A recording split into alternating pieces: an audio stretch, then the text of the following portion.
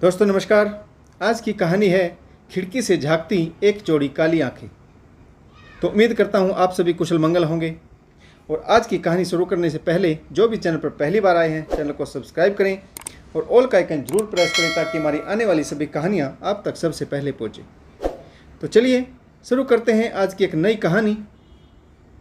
लाखों की आबादी वाले शहर में यह बंगला वर्षों से वीरान पड़ा था। आंगन में जंगली घास उग गई थी। लताएं इधर उधर अपनी मर्जी से बढ़ रही थीं। कुछ पौधों ने अब बड़े पेड़ों का स्थान ले लिया और कुछ सूख गए। परंतु अचानक ही सुनने में आया कि यह बंगला किसी ने खरीद लिया है और बंगले के रेनोवेशन का काम जोर शोर से चलने लगा। इतना बड़ा बंगला किसने खरीदा होगा? कोई बहुत बड़ा सेठ आदमी मालूम होता है। ऐसी लोगों की विचारधारा थी। रोज सुबह सवेरे 10-12 मजदूर बंगले में घुसते और सारा दिन खटखट की आवाज़ें आती रहती। दीवारों और खिड़की दरवाजों पर रंग रोगन करके उन्हें चमका दिया गया। पौधों की कटाई छटाई कर दी गई। जंगली घास को उखाड़कर अब वहाँ पर मुलायम सुंदर हरी भरी अंग्रेजी घास लगा दी गई। बहुत सारे नए गमले रंग बिरंगे फूलों सहित आंगन में सजाए गए। कुछ ही दिनों में बंगले की काया पलट कर दी गई। अब पड़ोसियों को बड़ी ही बेचैनी से इंतजार था इस बंगले को खरीदने वाले नए मालिक का। एक दिन सुबह सवेरे बंगले के सामने सामान से एक खचाखच बड़ा ट्रक आकर खड़ा हुआ। कुछ लड़के सामान उतारकर बंगले के अंदर ले जा रहे थे। एक अधेड़ उम्र औरत उन लड़कों का दिशा निर्देशन कर रही थी। अधेड़ उम्र औरत ने कहा, अरे बेटा ध्यान से, सामान को तो कुछ नहीं, दूसरा बन जाएगा, परंतु तुम्हें चोट न लगे इसलिए सावधानी से सामान उतारो। सामान उतार रहे लड़कों में से एक ने कहा, आंटी जी, लोगों के घरों की शिफ्टिंग करना हमारा रोज़ का काम है, परंतु आपने सामान से अधिक हम शिफ्टिंग बॉयज़ की चिंता करने वाला मकान मालिक पहली बार देखा है। आपने इतना अपनापन दिखाया है तो हम भी आपके सामान को एक खरोंच भी नहीं आने देंगे। देखते ही देखते लड़कों ने सारा सामान बंगले में शिफ्ट कर दिया। उस उधेड़ उम्र औरत का नाम कौशल्या है। उसका बेटा चेतन मदान सेल टैक्स विभाग में अफसर है। कुछ दिन पहले ही उसका तबादला इस शहर में हुआ है। कौशल्या ने कुर्सी पर बैठकर एक बार पूरे सामान को निहारा। सहसा मुंह से निकला, उफ, कितना थक गई हूं मैं। कितनी बार कहा है बेटा अब तो शादी कर ले, अब इस उम्र में इतना काम नहीं होता। तभी कार के हॉर्न की आवाज़ आई। लगता है चेतन आ गया। एक काले रंग की बड़ी कार से चेतन उतरा और तेज कदमों से बंगले के अंदर चला गया। कौशल्या के गले में हाथ डालकर बोला, ओ मेरी प्यारी माँ, थक गई होगी, मैं आपके लिए चाय बना देता हूँ। कौशल्या ने नाराजगी जताते हुए कहा, थकूंगी नहीं तो क्या होगा, मैं क्या 18 साल की युवती हूँ? कहता है चाय बना दूँ। रसोई का सामान सेट होगा तभी तो चाय बनेगी। अब मुझसे नहीं संभलती है गृहस्थी, कह देती हूँ जल्दी से शादी कर ले, वरना मैं तो चली जाऊंगी सब कुछ छोड़ छाड़ कर गाँव में, फिर बनाते रहना अपनी कच्ची पक्की रोटियाँ। चेतन बोला, क्या माँ तू भी तोते की तरह मेरी शादी की रट लगाई रहती है? क्यों मेरे पैरों में बेड़ियाँ डालना चाहती है? कुछ दिन और उड़ लेने दे खुले आसमान में। तभी एक औरत ट्रे में चाय और नाश्ता लेकर आई। उसने अपना परिचय देते हुए बताया, बहन जी, मेरा नाम शारदा है, मैं आपके सामने वाले घर में रहती हूँ। माफ़ कीजिएगा, दरवाज़ा खुला था इसलिए बिना नॉक किए ही अंदर आ गई। मैं आपके लिए चाय और नाश्ता बनाकर लाई हूँ। अब से हम पड़ोसी हैं और घर में इतना सारा काम फैला होगा तो मैंने सोचा कि आपको चाय नाश्ता करा दूँ। आखिर पड़ोसी ही पड़ोसी के काम आता है। कौशल्या ने आगे बढ़कर ट्रे पकड़ ली और कहा, बैठिए बहन जी, आपका बहुत बहुत धन्यवाद। असल में अभी यही बात चल रही थी कि किचन सेट नहीं हुआ है तो चाय कैसे बनाएं, और देखिए आप चाय बनाकर ले भी आई। इसे कहते हैं बिन मांगे मुराद पूरी हो जाना। इसके बाद कौशल्या और शारदा की गहरी दोस्ती हो गई। शारदा ने कौशल्या के घर काम करने के लिए काम वाली बाई भी तलाश दी थी। अब अगर कोई भी ज़रूरी काम होता तो कौशल्या शारदा से ही कहती। चेतन सुबह ही तैयार होकर अपने ऑफिस के लिए निकल जाता। कौशल्या घर में अकेली ही रहती थी।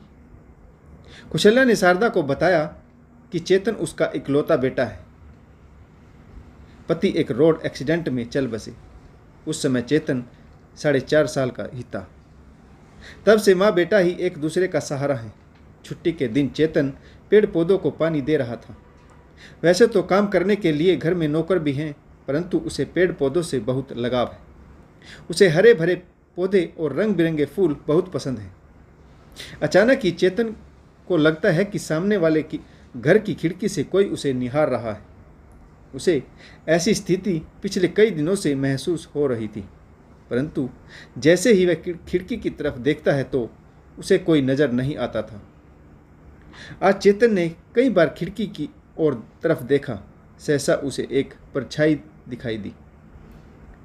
पतली सी चुन्नी से कवर किया हुआ नकाबपोश चेहरा, उसमें से झांकती एक जोड़ी काली आंखें।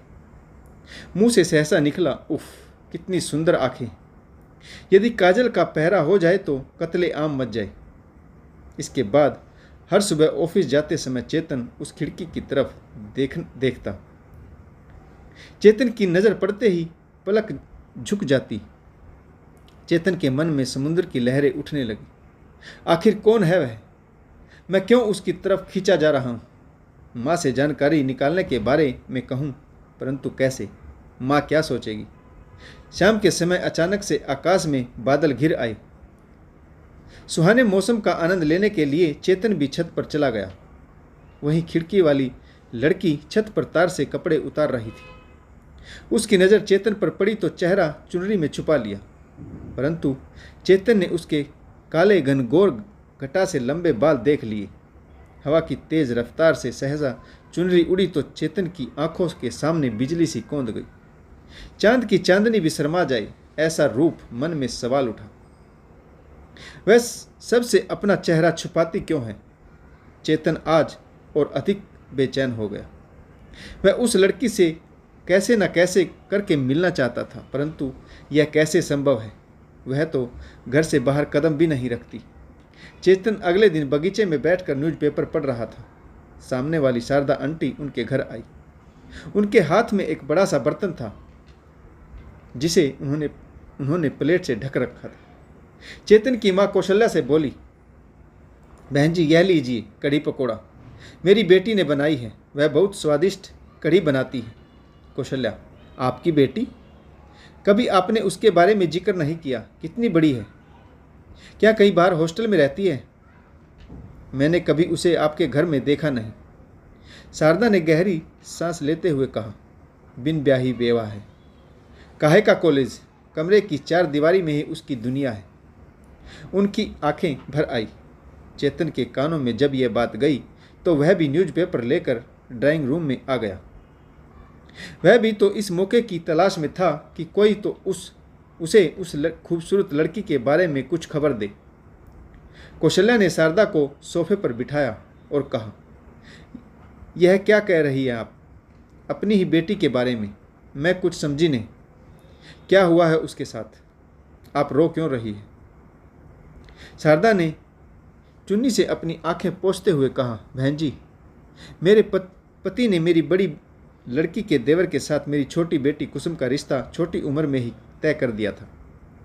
दोनों बेटियों की शादी एक साथ की थी, परंतु छोटी बेटी की उम्र कम थी, इसलिए उसे 2 साल बाद ससुराल भेजना था।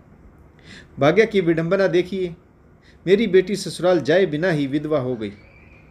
उसके ससुराल जाने का दिन नज़दीक आ गया था कि मेरी बेटी की डोली उठने से पहले ही उसके पति की अर्थी उठ गई। कुसुम का पति फौज में था। आतंकवादियों के साथ मुठभेड़ में वह शहीद हो गया। कितना समझाती हूँ उसे, परंतु दूसरे विवाह के लिए राजी नहीं होती।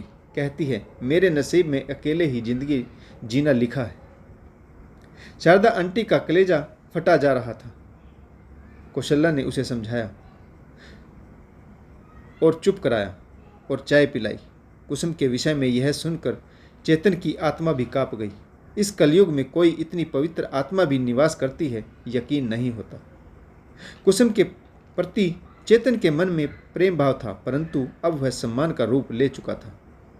उसने मन ही मन निश्चय किया कि वह कुसुम को ऐसे ही घुट घुट कर जीने नहीं देगा। वह उसका जीवन खुशियों से भर देगा। शारदा के चले जाने के बाद चेतन ने अपनी माँ के गोद में सिर रखकर कहा, माँ, अपने बेटे की एक और जिद पूरी कर पाओगी? कौशल्या ने प्यार से उसके बालों में हाथ फेरते हुए कहा, बेटा, बचपन से लेकर आज तक तेरी जिद ही तो पूरी करती आ रही हूँ। तेरा दिल करे तो कह दे, वरना माँ हूँ, बिना कहे ही तेरी हर बात समझती हूँ। चेतन ने अपनी माँ की तरफ देखते हुए कहा, समझती हो तो फिर कर दो मेरी जिद पूरी। कौशल्या ने अपने गहनों के बॉक्स से 2 सोने के कंगन निकाले और चेतन को साथ लेकर वह अपनी पड़ोसन शारदा के घर गई। कौशल्या ने शारदा से कहा, बहन जी, कुसुम बेटी कहाँ है? उसे जरा बुला दीजिए। शारदा ने कुसुम को बुलाया। वह डरी सहमी सी खूबसूरत गुड़िया की तरह आकर चुपचाप अपनी माँ के पास खड़ी हो गई। कौशल्या ने कहा, कुसुम, मन में कोई मलाल न रखना। यह मेरा बेटा चेतन है, सरकारी महकमे में बड़ा अफसर है। एक अकेली औरत के लिए ज़िंदगी कितनी मुश्किल होती है, यह मैं अच्छे से समझती हूँ। मैंने भी जीवन के 22 साल पति की यादों के सहारे गुजारे हैं।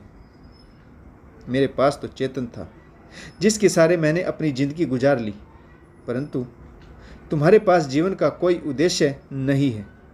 इस जिंदगी को कोई लक्ष्य दे दो।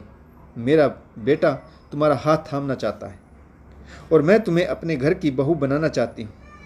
शारदा ने अचंभित स्वर में कहा, परंतु बहन जी, आप यह क्या कह रही हैं? हम पंडितों में दूसरी शादी नहीं होती।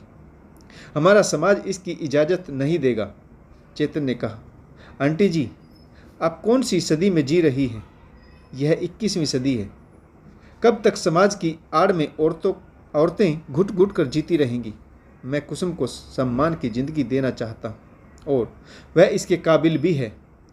फिर आपके समाज ने क्या सबकी ज़िंदगी के बारे में फैसला लेने का ठेका ले रखा है? बाहर निकलिए इन कुरीतियों से। अपनी बेटी को एक सुकून भरी जिंदगी जी लेने दीजिए।